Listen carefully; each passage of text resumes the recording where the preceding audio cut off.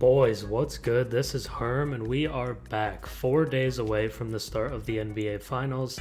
And it's my favorite time of year because you know what time it is. It's NBA draft season. And we have a really good draft this year. Really good guys at the top, pretty good depth throughout. And I'm just excited to get into this first mock draft of the season for me with you guys before the NBA Finals start. It's going to be a really good draft. I'm very hyped for it. And let's not waste any time. Let's just get right into it. So, let's start off with the first pick. I think it's kind of an obvious one. We have Cooper Flagg going to the Dallas Mavericks. Small forward, power forward, whatever you want to call him. Really good talent. Just dominated the college scene as soon as he got there. Best player in the country as a freshman, and I don't even really think it was all that close. Coming out of Duke here, in terms of like a pro comp, there is some Jason Tatum to his game offensively, has some Pippen on the defensive end. I've seen kind of a modern Kevin Garnett thrown around a lot. He's a little smaller. He's not going to be quite the bruiser, but just is a dominant defensive force. I think the defense is going to show up right away, but the offense is nothing to scoff at either. He's a really well-rounded prospect, very fluid athlete at 6'8", just 18, started the college season at 17 years old, very young, but already very polished and plenty of time to grow, is going to join a Mavs team that I think will fit pretty well around him. You can slot Coop right in at the 3, AD at the 4 like he's wanted to play. Then you get, either Lively or Gafford at the 5. We'll see what happens with Gafford this offseason. No Kyrie to start this season. That'll definitely make it more of kind of a transition year as we get the rookie year of Cooper Flagg. But dominated the college scene, 22.5 points per 36. Nearly 9 rebounds, 5 assists, block and a half. Super well-rounded. I think it's going to be pretty obvious he'll be Rookie of the Year because this is just a player who, unlike some others where the talent is really obvious, the talent is obvious here, but you're going to see it right away. And I think that's one of the most exciting things with Coop as well. And he's going to join a Mavs team that is trying to be good. We'll see what happens with Kyrie. I think he'll miss most of the year, if not all of it. So definitely the guard spots is something they'll have to address. But trading away Luka Doncic and then getting gifted a first overall pick like Cooper Flagg, the Mavs got really lucky, and I'm sure the fans have to at least feel like this is a good consolation for having to lose a superstar like Luka. Then we get into the second pick, the San Antonio Spurs here. I'm taking guard Dylan Harper. I think he's pretty clearly the second best player in this draft class. Is it a great fit with the current roster? I don't really think so. You have De'Aaron Fox, an all-star level guard, as well as reigning now Rookie of the Year Stephon Castle as a guard. So you're kind of heavy in the guard spots already. But if the Spurs are going to stick and pick here, I think Dylan Harper is just too good of a prospect to pass up on. Does feel kind of reminiscent to a Cade Cunningham on the higher end, Luka Doncic, who Cade was compared to, but that style of big, slow guard who can just break down a defense with ease. And if the Spurs are going to stay here, I just think it has to be Harper. I think Flagg is in his own class, then it's Harper, who's probably also in his own class. Then it drops a little bit to the other guys. But Dylan Harper, to me, just has to be the pick. Adding a talent like this to a team that already has Victor Wembanyama, Stephon Castle, and Fox, I think is a big win. Maybe Fox isn't the long-term point guard there, and as they move on from him maybe in a few years, then it's really Dylan Harper's time to shine. 6'5", pretty big for a point guard, 215, 21.5 points per 36, 5 rebounds, 4.5 assists. Pretty well-rounded as well. Isn't a fantastic defensive prospect, but isn't, I don't think, going to get bullied on the defensive end either, which is an upside. So Dylan Harper, to me, is the pick here at number 2. Before we go any further, hey, just think about subscribing. It's free, it's easy. If you don't like the content, it's unsubscribe later, that's fine. But I want to get that out there. It's been a while since I made a video, so we are back here with the mock draft. But let's just move on now to number 3, where there is kind of a toss-up, but I have the Sixers taking Ace Bailey out of Rutgers as well. A very smooth, difficult shot-making forward who, is kind of throwing people off. When asked about his shot selection at the Combine, he says he practices those shots, so he doesn't really care what people think. I work on that shot, so He feels fine taking it. The shot selection is a little iffy, but I think Philadelphia is actually a really good landing spot here because it takes a lot of the pressure off. He's not going to reinforce bad habits or bad shots because he's not going to be asked to take that many in an offense like this that already has Joel Embiid. It has what's left of Paul George. It has Tyrese Maxey. But I think Ace Bailey also kind of pushes you towards, the next step of Sixers basketball as well. Because I like the young talent on this team, like Maxey, like Jared McCain, Quentin Grimes, if they re-sign him in restricted free agency, which they should. He was phenomenal down the stretch. Justin Edwards, also a very good young wing piece for them. And adding Ace Bailey to that core, I think gives you kind of a safety net going forward as more of a guy with higher upside. VJ Edgecombe is obviously kind of the other option here, who I would say is more of a win-now player. He's very balanced, he's a very good defender, and just does a lot of things really well, whereas Ace is more of a shot to the high end. I think the Michael Porter Jr. comp has been thrown around a lot. He's getting picked this high because it's a Kevin Durant type mold. Is he going to beat Kevin Durant? I don't think he is. And the shot selection does worry me a little bit, but at 6'8", the shot making he has, I don't think the Sixers pass up on it. 19 points a game, nearly 8 rebounds, 1.5 assists, and 1.5 blocks per game as well. Just pretty solid player, a good talent, and a very good offensive talent. Then we move on to number 4, where I have the Hornets taking VJ Edgecombe out of Baylor. I wanted to comp him to Donovan Mitchell just because of the explosive athleticism at his size, but I don't think the offense is quite to that level. So I went more with someone like Victor Oladipo, who's a very good guard defender as well as a very good athlete. So I think it's a little more sensible to say Oladipo. I don't think he has first-team All-NBA upside like someone like Donovan Mitchell, but I think VJ Edgecombe is going to be very good. I think he can guard 1 through 3 right away with ease. If you put him on 4s and 5s, he'll be a little undersized, obviously, but the athleticism is off the charts, so I really like the pairing with someone like LaMelo Ball, someone else to throw lobs to, and that just gets more and more fun every year now, because Brandon Miller, a great lob threat, Miles Bridges, a really good lob threat, as well as Mark Williams, and now you have Edgecombe as well, just adding to the athleticism of this team. Can the guys stay on the court? That's a real concern. LaMelo has had plenty of injuries. Brandon Miller missed a lot of time last year as well. Mark Williams can never stay on the floor, and that's something that has limited this team. But a kind of compressed athlete like Edgecombe, I think, has less risk of injury, and that's an upside here for Charlotte as well. But 195 pounds, 6'4", 16.5 points per 36, not shabby. The 2.3 steals are really going to stick out, as well as the 6 rebounds for a guy of his size. Is very versatile, kind of just, again, feels like a win-now player, and I like his fit on Charlotte with the guys that they have, and I think the Hornets are pretty happy about how this panned out. I would have Edgecombe as my number 3 guy in this draft class. Then we move to number 5, the Utah Jazz, and this is where it opens up a little bit. I think there are plenty of options here for them, whether they want to go a guard like Jeremiah Fears. I have them going Trey Johnson. I think Jakushonus is in the mix here as well. Maybe they even take a center like Kaman Maliwok. But with what they have, which is not a ton locked in place right now, I think taking a scorer like Johnson makes sense. Markkanen definitely wasn't as good last year as he was in his All-Star season when he started with Utah, so that's a little bit of a dip. The guards aren't really locked in. I thought Collier was really solid in his first season, and I think Keontae George still has upside as well as Sexton, but none of those guys necessarily feel like they're your future. So because of that, I ended up going with Johnson rather than someone like Fears, who I did consider here as well.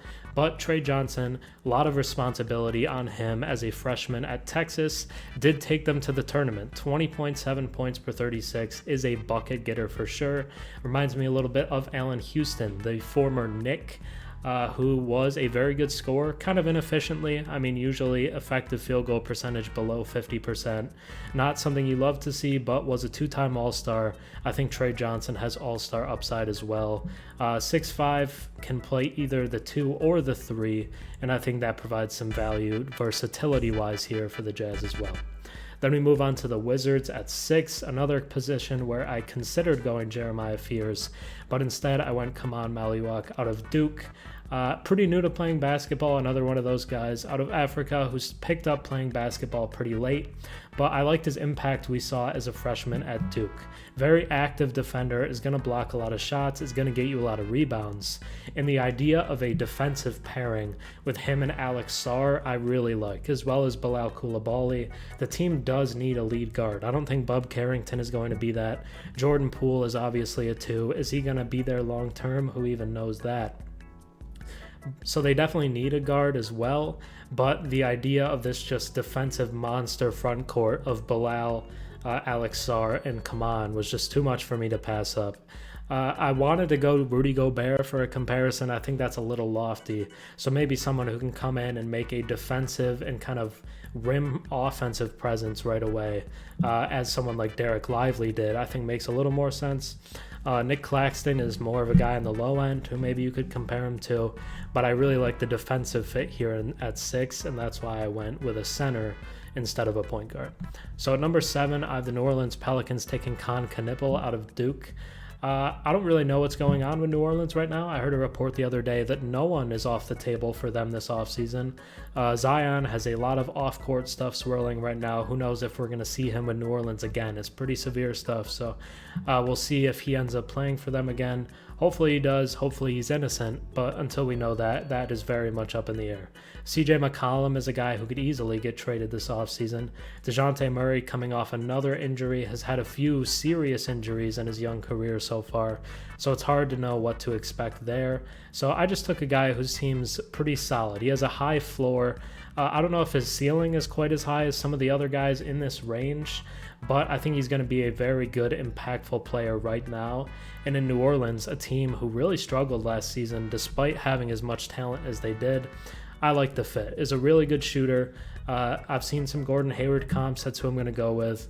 Is he going to be an all-star like Hayward was? I don't know if he'll quite reach that peak, but he's going to be a really good scoring and shooting threat on the team right away.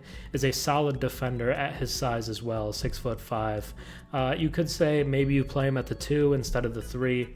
But I think Canipple's really reliable, and we saw when Cooper Flagg was out for Duke in the ACC tournament, Canipple stepped up, so we know he can take on a larger role. He might be asked to do that in New Orleans, but I like the high floor aspect of his game here for a team like New Orleans, who it's hard to really know what's going on with that franchise right now. At number 8, we have the Brooklyn Nets, and I have them going point guard Jeremiah Fears out of Oklahoma. Because of the scoring as a freshman at Oklahoma, I've seen people say he's like Trey Young. Doesn't have the shooting aspect of Trey Young, as more of a downhill scorer, an attacking threat. So I went more an explosive guard, Jaden Ivey, for the comp. But a very good offensive guard here for the Nets. Also gets pretty active in passing lanes and with ball handlers, 2 steals per 36 as well.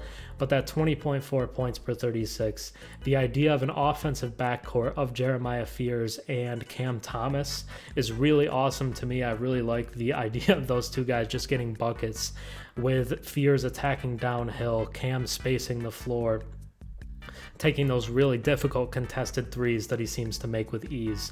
I like the idea of those 2 guys together, as their skill sets are different offensively, but just both really good offensive options. Nearly 5 assists per 36. There are some concerns about Cam Thomas's playmaking. I think they're a little over-exaggerated, but Fears can help cover up that a little bit as well. D'Angelo Russell, who knows if he's going to be in Brooklyn even next season. So going a young guy like Fears, I think he's the best talent available at this time. So definitely I like this pick for Brooklyn a lot. At number 9, we have the Toronto Raptors. I have them going with guard Kaspars Jakushonus out of Illinois. Before that, out of Lithuania. The Raptors really like to take international guys. We've seen it, again and again with them. And I like the fit here from Jakushonus. They did struggle a lot in the pick and roll last season. They don't really have a traditional point guard, and I wouldn't necessarily say Jakushonus is that either, but a very good playmaker at 6'5". I think can handle the pick and roll a little better than what we saw from Scotty and Emmanuel quickly. So getting him in here, a guy that at one point was projected as a top 5 pick in this draft. The stock has fallen a little bit due to the end of the season at Illinois. The shooting is a little bit of a concern, but I've seen him hit step back threes in college from what looks like the logo. I'm not too worried about his shot. He's very confident. 17 points per 36, 6.5 rebounds, 5 assists. I like his fit in Toronto. There are going to be some people who don't love it, maybe think they need a center more than a playmaker, but the playmaking need is pretty obvious with them, so this is who I'm going to end up going with. At number 10, we have the Houston Rockets, a team that is kind of in the luxury here because they were the number 2 seed last season, a very good team in the West. Did take the Warriors to 7, almost got to the second round, but they're super young, led by Amen Thompson and Alperen Şengün, as well as Jalen Green. They have very good young talent on this team already, so take a guy that is win now, a 3-and-D type guy in Carter Bryant, who wasn't fantastic in college, like the numbers aren't going to pop off the board for you, but just as a player who impacts winning, and his stock has been going up throughout the draft process, really impressed teams at the Combine as well, from what I've heard. So I like the pick here. Toumani Camara is a pro comp I've seen a lot, and after his all-defensive team selection, that's a comparison that is going to get GMs salivating. So we have Carter Bryant here, 12.2 points per 36, 8 rebounds, 1.9 blocks for a forward is something that stands out. And for a team that already has really good defenders like Amen, like Tari Eason, I really like the idea of bringing in another one and just kind of doubling down on the defensive impact, cover up for a guy like Şengün, who is not fantastic defensively, but was a first-time All-Star last season. I really like Carter Bryant here for Houston, and that's where I'm going to go. At number 11, we have the Portland Trail Blazers here. They kind of have a lot of bases covered. Anthony Simons, who knows if he'll end up staying there, but they have good young guards in Scoot Henderson, who I'm not giving up on yet, as well as Shaedon Sharpe. They have wings in Deni Avdija and Toumani Camara, who we just talked about, as well as bigs in Donovan Clingan and Robert Williams, if he can stay on the floor ever, which is definitely a big question. But why not go someone with upside, an international player who is a little more raw, going Noah Asenge out of France here. Pro comp of Bilal Coulibaly, but the numbers were pretty good as far as young guys go internationally. 19 points per 36, 2.1 steals, 8 rebounds for a forward as well, and is very young at just 18 years old, so he'd have room to grow with Portland. Can kind of bide his time behind Deni Avdija and Camara for a little bit, be an impactful bench piece. Really good attacker downhill. His free throw percentage went up as the season went along, so that bodes well for his shooting potentially in the long run. Not a great shooter right now. This is definitely a raw prospect, but for a team like Portland, I think it's worth taking a shot. At number 12, I have the Chicago Bulls going Derrick Queen, one of the more divisive prospects in this draft as someone who was really good in college as a freshman, but definitely has a little bit more of an old school game. There are some concerns, about him being in shape, whatever. Those happen with prospects a lot. But Derrick Queen is undoubtedly a talented prospect. The biggest question is going to be whether he can keep up with the NBA athleticism. He's kind of an undersized big at 6'9", but a pretty good playmaker. 2.2 assists per 36 isn't going to pop out at you, but when you watch him as kind of a lead ball handler, you get him more in some of the dribble handoff actions that Sabonis had. I think you can see the comparison. Was a very good offensive player, is going to be a good offensive engine right away, nearly 20 points per 36 and 11 rebounds, so despite being undersized, still does plenty of dirty work on the glass. Nikola Vucevic has been being tried to be traded by the Bulls for years now, it feels like. Hopefully this summer they will eventually move off of Vooch and they can start this era with the young guys. Derrick Queen at center for them. They have Matas Buzelis, Josh Giddey, Kobe White. This is a team that has started to build good young pieces, and I think Derrick Queen can add to that. At number 13, I have the Atlanta Hawks, this pick coming from the Kings. I have them going forward/center Asena Newell out of Georgia. Is a little undersized for a center at 6'9", but I like the idea of the Hawks getting a big, and they can play a little small with Newell at the center. They have their forwards already, Zachary Riche and Jalen Johnson, Trey Young, Dyson Daniels at the guard spots, so why not fill it out here with a big? Clint Capella's on his way out the door. Onyeka Okongwu has definitely had some flashes flashes, but probably hasn't peaked quite as high as the Hawks had hoped. So I like the idea of going a big here, and I went Asena Newell. There would be some that would go Colin Murray-Boyles, but with the athletic guys they already have, like Jalen Johnson, one of the best dunkers in the league, as well as Zachary Risache, why not get Newell in here? A strong rim attacker who's going to throw down two-hand slams with ease, is going to work really well in the pick and roll with Trae Young. 19 points per 36, good defender as well, 1.2 blocks there as well in his freshman season at Georgia. Very good player. I have seen some people slide him back a little bit, but I just like his fit here in Atlanta. At number 14, I have the San Antonio Spurs. This pick coming from the Hawks, going with Clifford out of Colorado State. Definitely an older prospect at 23 years old, but showed this year at Colorado State that he is a very impactful player. Does a bit of everything, 19 points per 36, showed the scoring upside, but has some intangibles that are just going to make him a very valuable player, even if they don't ask him to do the scoring. Nearly 10 rebounds per game as a guard. 6'5" is guard height. That's why you see the comp to Josh Hart. It's just a very high energy hustle player who's going to get you a lot of rebounds, is going to be active defensively, and a little bit of playmaking as well at 4.5 assists per 36. The Spurs are trying to get better quickly, which we saw with the acquisition of De'Aaron Fox. So why not go in on a win-now player like Clifford, who can make an immediate impact? At number 15, I have the OKC Thunder. This pick going from the Heat, going with guard Cedric Coward out of Washington State. Is a very kind of, I would say, polished player at 21 years old.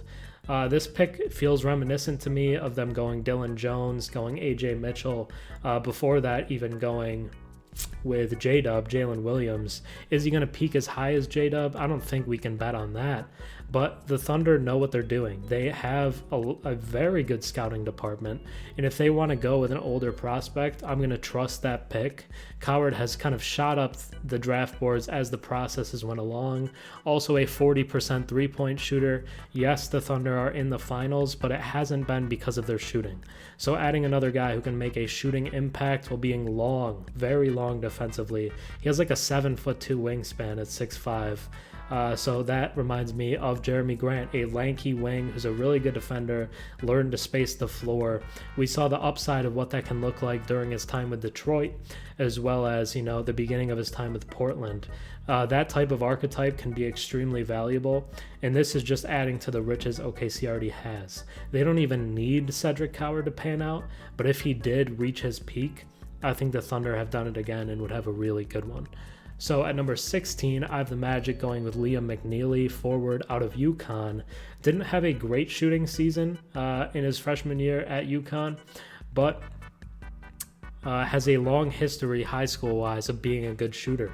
When he came in, they thought he was going to be a high-level shooter. Didn't quite reach that, but despite that, I have Orlando taking him because of that shooting prowess anyway. Orlando, one of the best defensive teams in the league. I don't think that's debatable, but the offense needs some more. So getting a 16 point per 36 score, as well as a good shooter, at least someone who projects to be one, I like for them on the wing. And I think this would be a solid pick for Orlando here at 16. At 17, I have the Minnesota Timberwolves going with Jace Richardson out of Michigan State. Very, kind of undersized guy at just 6. Some would say even 6 feet flat. I rounded up, gave him 6'1". That was kind of the biggest thing from the combine, because before that he was definitely getting lottery buzz, and he might even gone like top 12. So the Timberwolves get a bit of a steal here in point guard Jace Richardson, who just got better as the season went along. Looked like more of a playmaker, looked more comfortable with the ball in his hands, and was a pretty good scoring threat all season. Was a big reason why Michigan State made the run that they did, and why they were so good in the Big Ten tournament as well. And the Timberwolves need a guard. I mean, look at the guards that they currently have. Anthony Edwards, obviously a star at the 2, but besides that, what do they got? Mike Conley is getting older and older. He's just not getting any younger. They need a younger guy there who can be stable. Rob Dillingham, I like the idea of him as a player. Very shifty guy, has a really good handle. Is he a lead guard? I don't know that for sure. Is Jace Richardson even a lead guard? I think that's up for question as well, but I do think he's the best guard on the board. 17 points per 36, 2.7 assists, 4.7 rebounds. Reminds me of Reed Shepherd coming out last year. Shot over 40% from three in his freshman season at Michigan State. He's not as good of a shooter as Reed, but the defensive instincts, the playmaking, the just kind of all-around basketball IQ, I think is here with Richardson. And the Timberwolves, I think, get a steal. I think people are being too negative about the height here on Richardson, and I think this is value at 17. At number 18, I have the Wizards going with Igor Demen, a guard out of BYU, a very big one at that, 6'8" and can play the point. That is perfect for the modern NBA. Isn't a fantastic shooter right now, I wouldn't say, but the playmaking is off the charts. 7 assists per game at 6'8" is awesome. I love that. Was very good at BYU alongside, I think it was Richie Sanders, who was very good for them as well. They have AJ DeBansa coming in next year, so watch out for BYU. But Igor Demen here, they need a guard. Like I was saying earlier, I took a center for them with Kaman with the first pick, but now they have their second one, and they get a guy who was viewed as a top 5 guy as well, like Jakushonus early in the process. And why not take a swing here on someone who is viewed to have that upside? They need playmaking on this team pretty badly, so I think Demen at this point is a relatively obvious pick just because of the needs of the Wizards right now. At number 19, I have the Brooklyn Nets going forward/center. Is a little undersized to play the 5 for sure, but we saw Draymond do that with the Warriors plenty of times throughout their run. Colin Murray-Boyles, CMB, is not a fantastic athlete, but is just kind of gritty. He's strong. He is not going to get pushed around. 19.8 points per 36, 9.7 rebounds. South Carolina wasn't very good in his season here, but despite that, he was kind of all they had. He was performing off the charts. It was really good to see him on the floor and what he could do. His game was very showcased for them, and I like the defensive ability. Brooklyn is going to have a lot of picks coming through here, and I just don't think they have an established center. Nick Claxton, it was really good when KD and Kyrie were there. Has not been as good since that point. Day'Ron Sharpe, I don't think, is a long-term center. Noah Clowney even, I don't think, is the long-term 5. So they're still looking for their long-term big, and I think CMB gives them a shot at that here at 19. At number 20, I have the Miami Heat going Nolan Traore out of France. Was once viewed as a top 3 pick alongside Cooper Flagg and Dylan Harper. Didn't have a fantastic season this year over in France. The shooting showed a lot of concerns as far as a modern point guard goes, but the upside here is off the charts. And the per 36 numbers are still very good. 19 points per 36, 7 assists. Very good playmaker, not just a scorer, but a good downhill attacker. The Miami Heat need a guard. They have Tyler Hero as their 2, but they don't really have a lead guard right now. So I think Traore is a solid option here. They do have some other options as well, some other guards that they could look at. But Traore with the upside, with what's left of the Heat here. I mean, Jimmy Butler's gone. We don't really know what the future of this team looks like. So why not take a guy who has all-star upside here at number 20? He is definitely raw as a prospect, but the Miami Heat aren't exactly trying to compete right now, at least from what we've seen to this point. So why not take a guy with upside? And that's what I see here in Traore. At number 21, I have the Utah Jazz going Danny Wolf, center out of Michigan. Now, they do have a couple of really good defensive big men, kind of traditional big men, in Walker Kessler and Kyle Filipowski. But why not take a modern one? I like Danny Wolf a lot. He can be a kind of 7-foot point guard. We've seen him do that in his time at Michigan. Very comfortable with the ball in his hands. The shooting, I think, can develop as well. Isn't a fantastic shooter right now, but the ability to be the lead guy in a pick and roll is super interesting to me, as well as when you can play a guy like Lauri Markkanen at the 3 spot. So why not just invest on being super tall? A lot of people are kind of projecting Danny Wolf to go even more higher, like a lottery type spot. I right now, for the teams ahead of this, prefer guys like Asena Newell and Colin Murray-Boyles. But Danny Wolf is a very talented player, and if I was doing a big board, he would definitely be higher for me than 21. When we get to number 22 here, the Hawks, like I said, I think they have a lot of their positions for the future already filled out, so why not just take the best guy available? Like Cooper Flagg, Will Riley reclassified, went to college a year early, and was very good for Illinois with Jakushonus this season. 18 points per 36, 6 rebounds, 3 assists. Is kind of a do-it-all wing. He doesn't really excel in any category, I say, but is very good at a lot of them. Reminds me of Nikola Jovic, who advanced stats really like what he's doing in Miami. And I think Will Riley is another guy who could come off the bench and make a really good impact for a team like Atlanta, who already has a lot of their stuff figured out. At number 23, the Indiana Pacers here, coming off that finals visit that we'll see how that goes in a few days here, is Thomas Sorber. So they have Miles Turner, who is entering free agency this offseason. I feel relatively confident that they'll bring Miles Turner back, at least they should, but their backup 5 situation now isn't great. I mean, Obi Toppin can play some 5 sparingly if you need to. Thomas Bryant just had a huge game for them in Game 6 in the conference finals. But is Thomas Bryant the long-term answer? I don't know about that. Thomas Sorber, for a lot of people, is a teens guy. He's going to go in the teens. He slips a little bit here to number 23. I have the pro comp of Kevon Looney, who, before you say, oh, you know, why would we waste a pick on Kevon Looney? Put some respect on Kevon's name. That dude was a rebounding machine, played a big part in why the Warriors were good as long as they were, and in their title run was super impactful as well. And I think Sorber can be the same kind of presence. I don't think he has a super developed offensive game. It's mostly around the rim. He can hit kind of mid-range pull-ups at this point, but is not going to extend to 3. Is just going to be a very good player around the rim on both ends of the floor.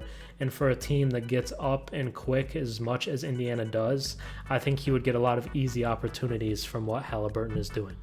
At number 24, the OKC Thunder. Again, this is a Rich's pick here. The Thunder don't really have any strong needs at this point. There's a good chance they win the NBA Finals this season.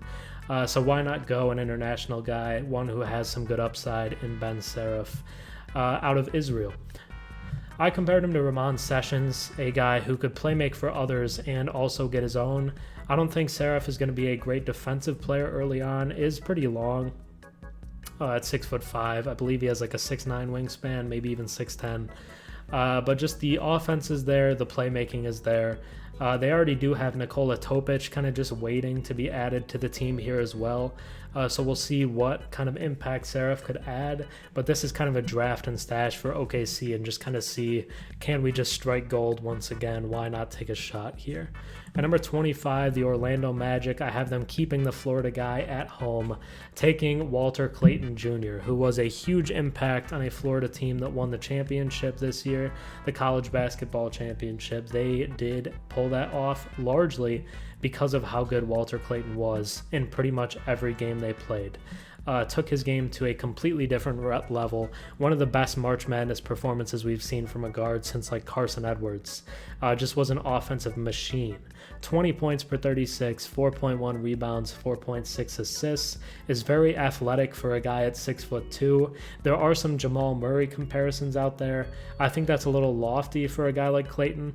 But I do think he's going to be an impact offensive player. So I went more with Keontae George, who you can see has the offensive upside. We remember those offensive explosions in Summer League from Keontae, where he was getting, again, Jamal Murray and Donovan Mitchell comparisons. So I think the absolute ceiling of a guy like Clayton could end up getting there. But with his kind of postseason performance and the way we saw him develop from Iona to Florida and how good he became, there could be more. And I think that warrants a first round pick. The height is definitely a concern for some people, but to me, I would say he could go even higher. I think he definitely deserves a first round pick. At number 26, I have the Brooklyn Nets going with Rasheer Fleming. This is their third first round pick, and they're going to have a fourth one here in a second.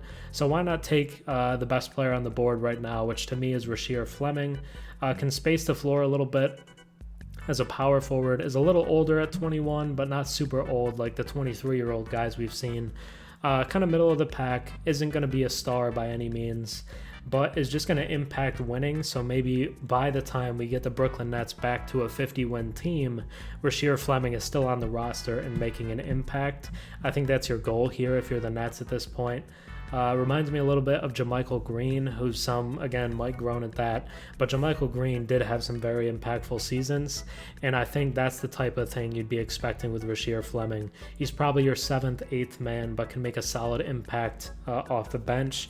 Kind of feels like a throwback power forward, like a Paul Millsap type in the traditional power forward means.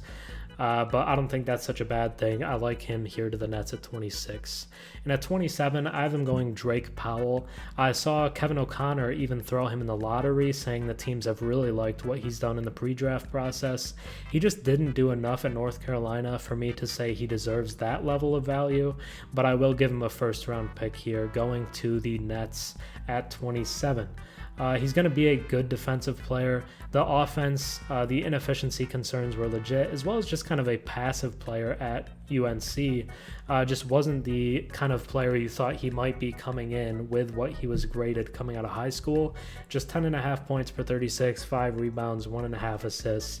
The numbers aren't going to jump off the page at you, but I think projects as a kind of prototypical 3-and-D type player who will make a solid impact for a team like Brooklyn. Does kind of feel a little derivative of Derrick Whitehead, who they already have, but he's shown some injuries early on. Why not just take another shot at that? At number 28, I have the Boston Celtics going Cam Jones out of Marquette. This is a team that's going into a transition period here. No Jason Tatum likely for most of next season, if not all of it. So why not go a guy here who can get some buckets while Tatum is out? Drew Holiday, also a prime candidate to get moved this summer. So why not get another guard in here as well? Could be, again, kind of derivative of Peyton Pritchard, who is their kind of scoring guard off the bench. But why not just take a shot at another one? Peyton Pritchard has really worked out for them to this point. 6th man of the year this season. Reminds me a little bit of Dion Waiters here. Is probably more of a 2 than a 1, but is a good playmaker as well. At 6 assists per 36, 20.5 points. Was one of the best scorers in college for years now. So with Tatum being out, with guys like Drew and maybe even Porzingis getting moved, why not take a guy who can score? It's the end of the first round. I think it's a fair shot for Boston, a team that's already pretty well set up for the long term. I don't think Tatum and Brown are going anywhere, and Brad Stevens is a good GM. So I don't think they're too worried about, getting a super raw prospect who maybe develops into something down the line. Cam Jones is going to give you buckets in year 1. I like the pick. At number 29, the Phoenix Suns here. I have them going center Maxim Rayod out of Stanford. A guy who hasn't gotten a ton of hype throughout the pre-draft process, but a lot of the kind of measurables and stats jump off the board at you. He's a little older at 22 years old, took a little while to develop, but 22 points per 36, 11 rebounds. The defense isn't fantastic at 1.5 blocks, isn't a elite rim protector or anything, but is going to give you good offense from the 5 spot. And at 7'2" and 235, you're hoping he can kind of develop into a solid rim protector. Right now, they have Nick Richards. They got rid of Nurkic because it just didn't end up working out. They got rid of Ayton before that. So they do need a center. Why not throw a young guy in the mix? I think Rayod is an interesting player who could be something better than what the value you're expected to get at 29. And then the last pick of the first round, I think it kind of drops off at 30, honestly, a bit. So there were a bunch of guys I considered here at this point, but I ended up going Adu Thiero out of Arkansas. Was a really good player for them, a big reason why they ended up going as far as they did in March Madness. Arkansas with a little bit of a surprising run in year 1 under John Calipari. But I see a little bit of Jaime Jaquez in his game, as a little more like polished college guy who can be an impact player both on defense and is just kind of a ball mover on offense. Keep the rock moving as well as hit some shots when you need him to. 20 points per 36, good rebounder at 6'8", nearly 8 rebounds per 36 as well, and 2.1 steals, get some more defense on the wing there in LA. They already have really good players. Harden has aged really well. Kawhi was still really good when he was on the floor this season. Chris Dunn, great value defensive guy. Derrick Jones providing some defense as well. There was some quiet noise for Zubac to be an all-NBA guy this year. He was that good. And you have Norman Powell as well. So the Clippers just need to stay healthy. I don't think you're taking any huge shots on upside here. Just take a guy who can be a 3-and-D guy, can make an immediate impact for you. and that's what I have the Clippers doing. But that'll be the end of the mock draft today. I hope you did enjoy it. Let me know your thoughts down below. I know it's been a while. We're a little late to the mock draft game this year, but you guys have always really supported this type of content from me. Let me know what type of picks you really liked, what picks you didn't like. Let me know if you want to see a big board, because I'm interested in dropping that as well if you guys want to see it. And again, just drop a comment below, leave a like, think about subscribing. But that's going to be it for me today. Have a good one. Peace.